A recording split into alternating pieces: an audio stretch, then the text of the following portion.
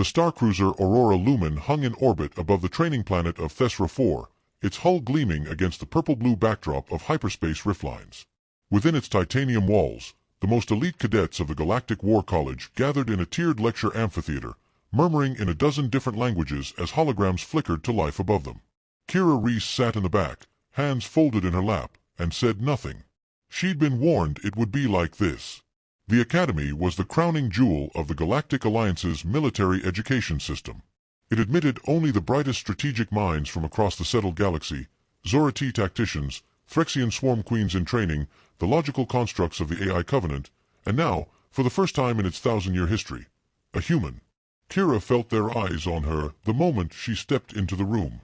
Not openly hostile, but amused, curious, appraising, like scholars examining a half-tamed animal rumored to speak. A Phyrexian drone hissed quietly to its neighbor, its eye lens flaring. Is it true she survived an acidic monsoon without genetic reinforcement? The other chittered in disbelief. Kira didn't look up. Her posture remained steady, her gaze fixed on the large tactical display that occupied the front of the room. A voice like crystal slicing ice echoed through the room. Cadets, we begin. Instructor Voss appeared on the platform, tall and skeletal, with bioluminescent veins glowing under translucent skin. A native of Rithikar, he was known for his brutal evaluations and precise memory. Today's seminar focuses on asymmetrical threat modeling. We will study the failed incursion at the Carson Ridge and reconstruct the defense from ground telemetry. He gestured, and the screen exploded into a swirling projection of fleet formations and terrain outlines. Kira remained still, taking in every movement, every phase shift.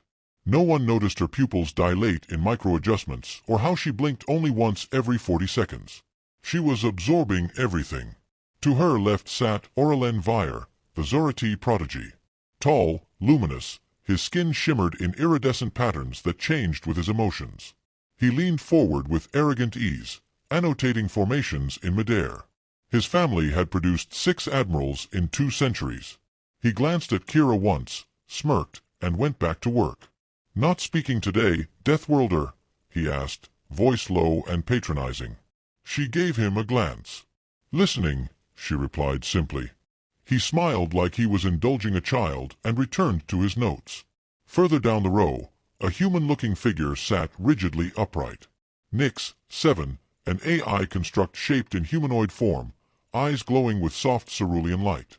It had no mouth to smirk, but somehow Kira still felt judged. The Carson defense failed not from a lack of firepower, Voss continued, but from predictable behavior. Over-reliance on centralized command.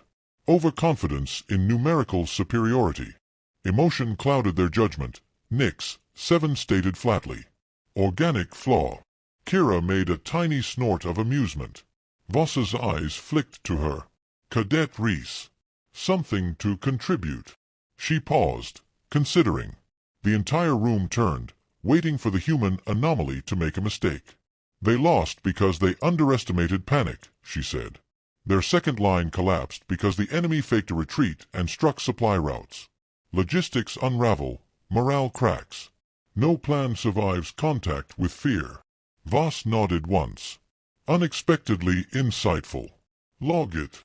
Murmurs rippled through the room again. Kira sat back, unbothered. She hadn't said it to impress them. She said it because it was true. Later, in the mess hall, she sat alone with her tray, NutriPaste, a mineral bar, and a cup of synth coffee that somehow tasted like burnt earth. Around her, the cadets coalesced into species-specific clusters.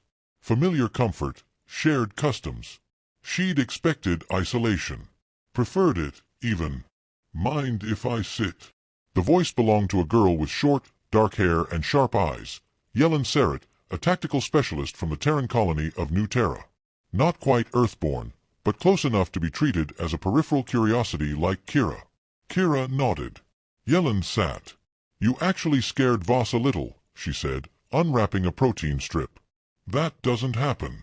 He usually just dissects people alive.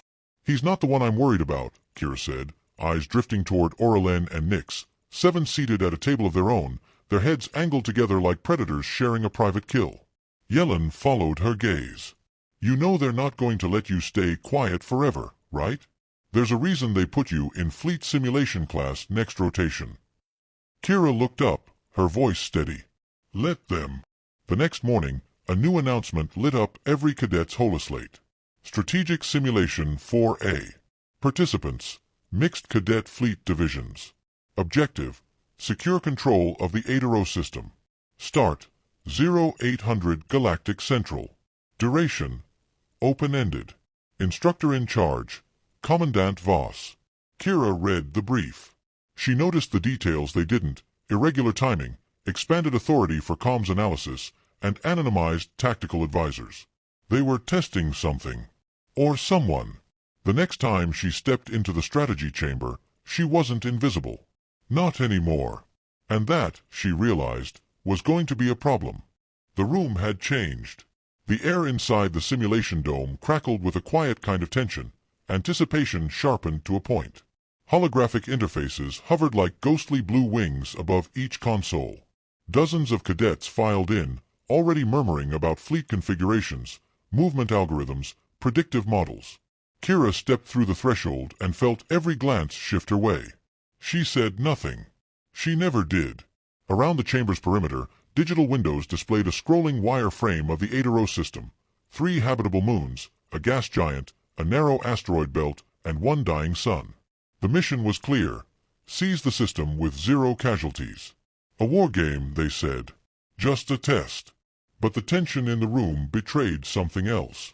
Commandant Voss addressed them from the elevated observation platform. Each of you has been assigned a role. Command structure is fluid. Promotions and demotions will be assessed dynamically. Operate as you would in the field. The teams were split. Kira was assigned to Fleet Gamma, ostensibly a support group, responsible for long-range scans, communications interception, and resource logistics. A place for the quiet ones. The safe roles. Disposable. Aurelien, of course, was leading Fleet Alpha. Kira found her assigned console in the rear quadrant. She sat, fingers hovering above the controls. Her screen displayed a tangle of data streams, encrypted signals, frequency bursts, satellite noise. It looked like chaos, but she could already see the patterns beneath. Yellen was 3 consoles down, working recon drone coordination. She flashed Kira a quick glance, half encouragement, half concern. Across the dome, Nick 7's eyes glowed steadily as it calibrated battle probability thresholds within human precision. The simulation began. Immediately, Alpha Fleet surged forward. Aurelien's commands were crisp, elegant, and aggressive. They swept through the outer moons like a blade through fog, securing orbital superiority with mathematical efficiency. Voss observed in silence, only occasionally logging observations into the system. Kira watched the data pour in. Every move Alpha made caused ripple effects. Enemy response simulations spiked, then dropped, then twisted in on themselves. But something didn't sit right. She adjusted a filter, then another. Noise. Too much noise in the comms traffic. Randomized distortion that didn't match standard enemy AI routines. She flagged it quietly. Anomaly detected. Ghost signal pattern. Source unconfirmed. Transmitting loop. The system didn't flag it as hostile. Neither did the command group. They were too focused on fleet engagements, zeroing in on enemy decoys near the gas giant. Kira kept tracing. The ghost signal wasn't random. It was directional. It was feeding movement telemetry back to the enemy. She leaned toward the command relay.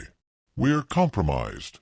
The sim is live mirroring our comms data to the enemy AI. It's reacting in real time. Her superior, a crusty Odari cadet, didn't even look up. Impossible. The sim's sandboxed. Your readings are noise artifacts. It's not noise, she said, sharper. It's an echo protocol, one that only triggers under specific command hierarchies. It's learning us. Still nothing. She closed the comm and did what no one expected. She rerouted her station's feed to silent mode, encrypted it with a rotational cipher, and began altering the signal signature of her own fleet. For 30 seconds, nothing happened. Then the enemy formation, which had begun to curve around Alpha's flank, slowed, faltered, broke into fragments.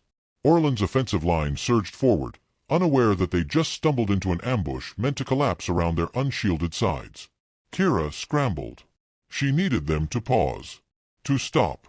But the system's authority structure blocked her from issuing fleet-wide alerts. So she cheated.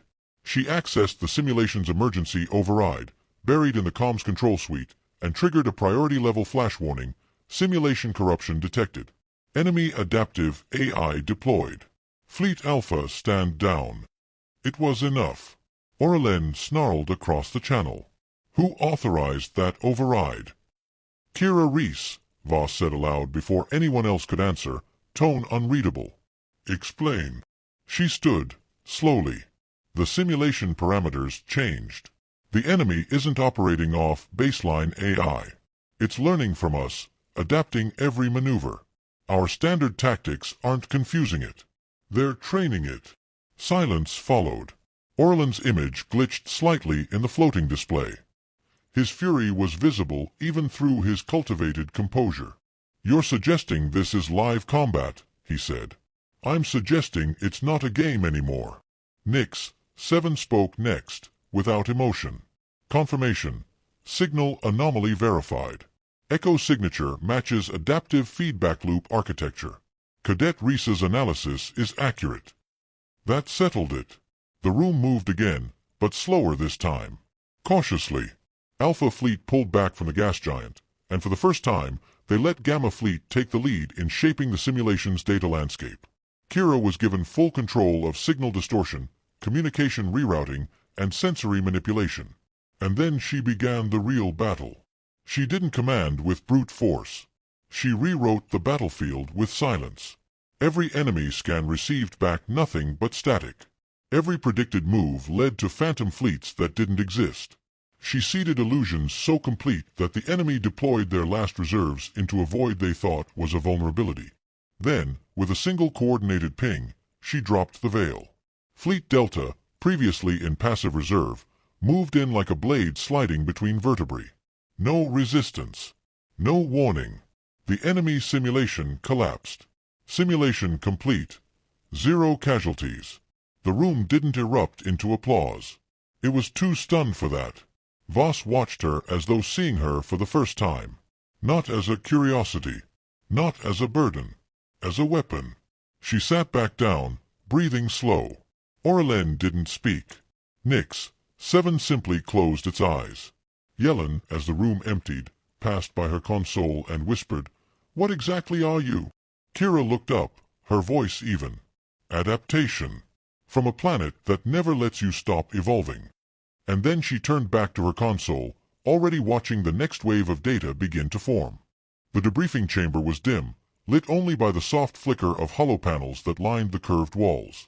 Kira sat alone at the far end of the crescent-shaped table, her hands folded calmly in front of her.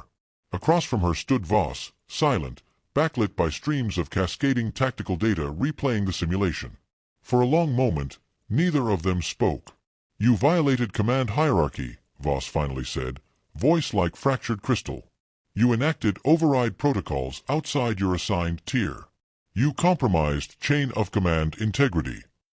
Kira didn't flinch. "I stopped a simulated slaughter." He nodded slowly, as if weighing the shape of her answer. "And you succeeded. Which means now the question becomes, do we punish innovation that borders on insubordination, or do we elevate it?" Behind him, the final analysis scrolled across the screen, every metric off the scale. Precision.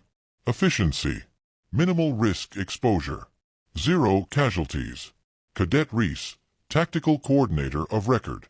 "I didn't do it for glory," she said. "I did it because they weren't ready. They still think in equations. War doesn't care about elegance. War tears the elegant apart." Voss turned to face her fully now. "You understand something most cadets do not."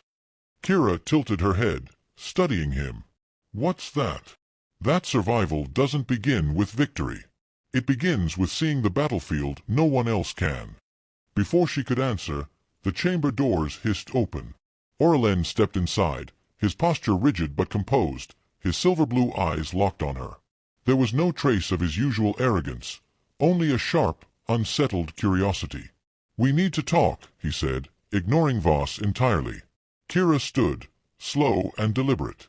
She walked past Voss without a word, stopping just short of Aurelien. They regarded each other in silence. "You embarrassed me," he said. There was no malice in it, just the factual tone of a man who'd never been made to feel lesser until now. "You underestimated me," she replied. "That's not my fault." He nodded, slowly. "No. But it won't happen again.